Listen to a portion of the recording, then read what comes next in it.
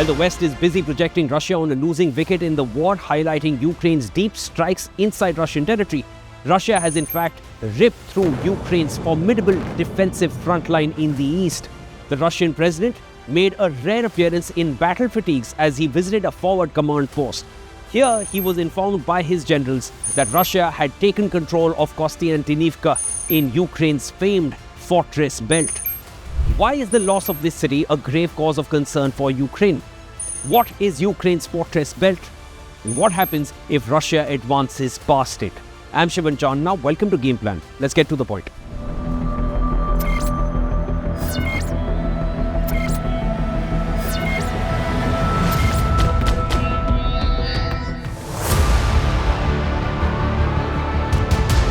Ukraine's fortress belt is a 50-kilometer stretch across the Donetsk region in Ukraine's east. It is Ukraine's most crucial, formidable defensive line, holding off Russian forces. It is made up of 4 major cities: Sloviansk, Kramatorsk, Druzhkivka, Kostiantynivka, running along the H20 highway. Now, this is where the war is at its most brutal.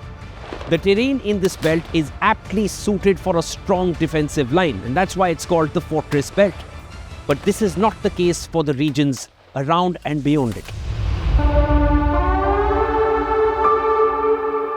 Kostiantynivka is the vital southern anchor of Ukraine's fortress belt. Capturing it disrupts vital Ukrainian communication and supply lines and provides Russian forces a foothold to move north as it will look to move further and destroy this belt. The remaining strongholds in this belt are Kramatorsk and Sloviansk. Ukraine has spent the last decade reinforcing this fortress belt, and now it is crumbling to deadly Russian attacks. The loss of the fortress belt would require Ukraine to dig new fortifications in southern Kharkiv and eastern Dnipropetrovsk. But the open landscape further west is poorly suited for a defensive line. Ukraine fears that if this fortress belt falls or if it surrenders, it could pave a path across its lowlands to key cities including Dnipro, Kharkiv, and eventually it could even pave the way to the capital Kiev.